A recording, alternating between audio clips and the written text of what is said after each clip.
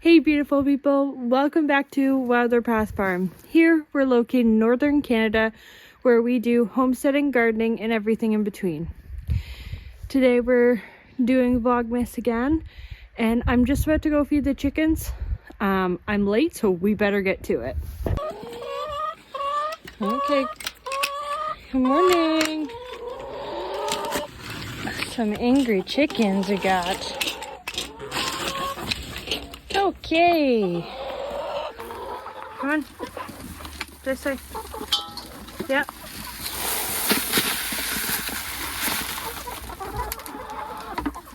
Go. Open this guy up.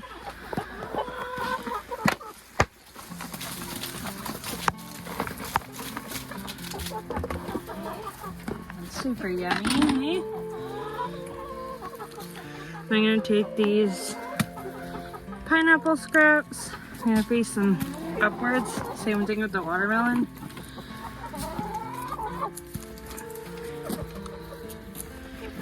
And the other melon scraps.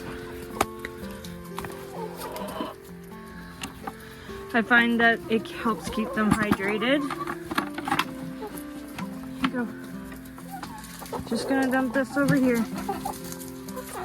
There you go.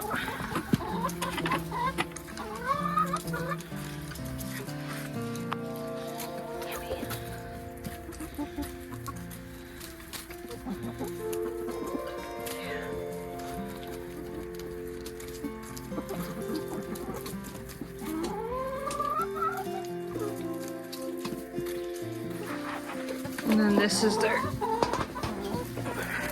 water. So it gets dumped out each night, so then we gotta refill it. Good morning, ladies. Hello. You're like, where's my snacks?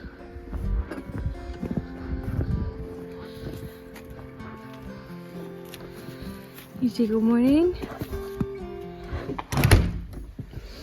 We're in the garage. We keep rearranging it to try to figure out what works best for us, but this is kind of my solution to not having frost-free hydrants. This garage doesn't freeze, so it's easy to be able to refill this once a week and then use this to fill up water buckets, soak feed, and all of that. And then here we have a bunch of water buckets on the ground, as well as these bigger size buckets to refill like chicken waters, a pail, or what these buckets are more so used for is this milk jug. I just take a scoop like that and then I soak the feed. So we gotta take some water to the chickens. So I'll put that there.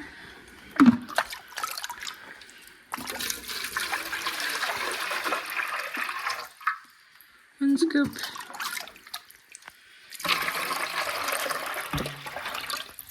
Two scoops. Okay, so that's all the water that they'll drink today. I only put enough for them to drink for one day. Otherwise, it would just freeze overnight. Okay, so, excuse me.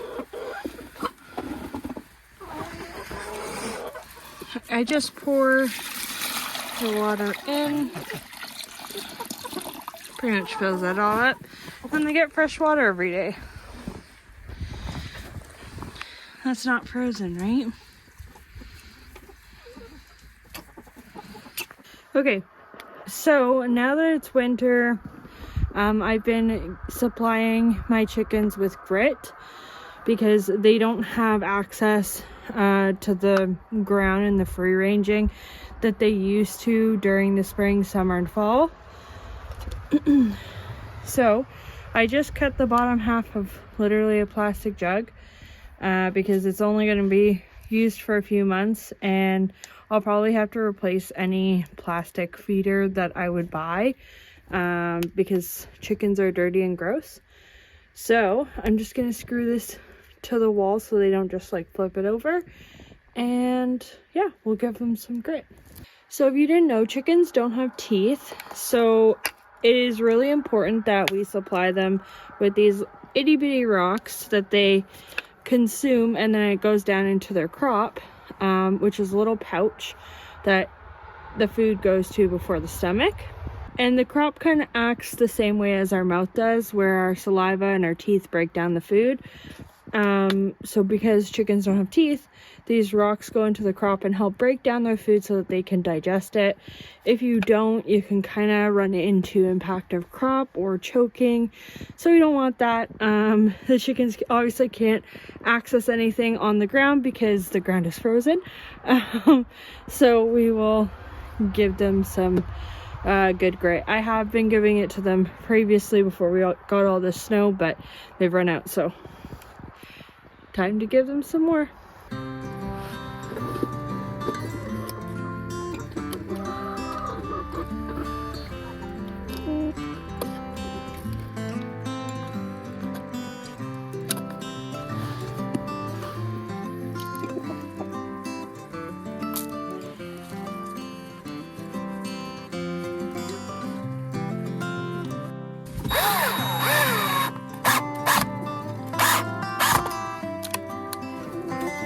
Okay, so it's just on the corner here. It's supported by this, because obviously this flimsy plastic would just break.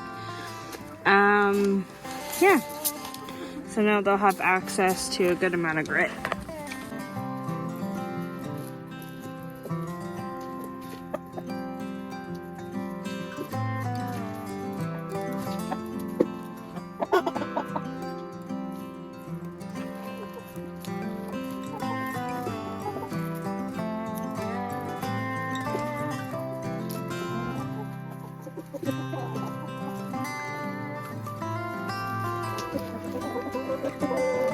So there is a few things that I want to get done today, specifically with the horses and inside as well. So I'm going to try to power through chores, make it as quick as possible, and then we'll spend some time with the horses.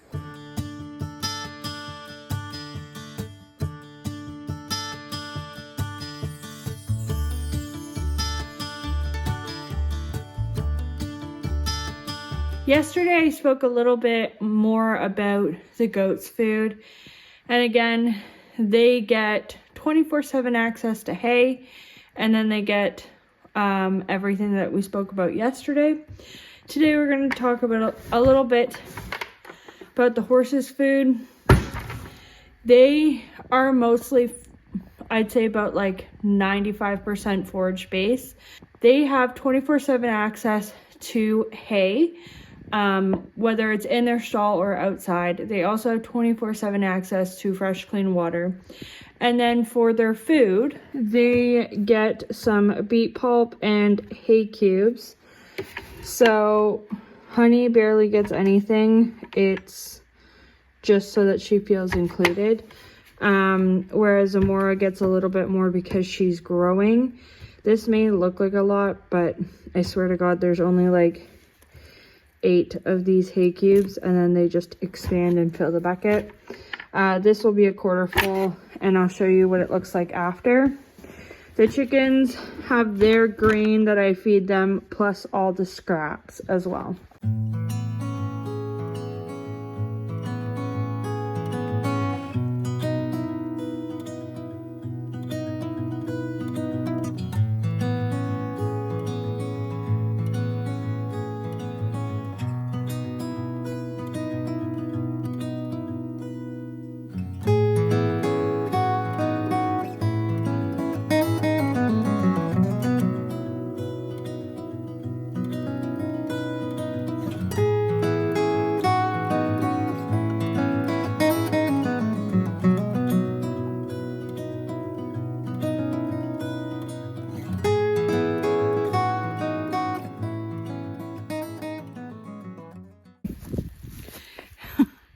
So now the chores are done, I'm gonna spend some time with the horses.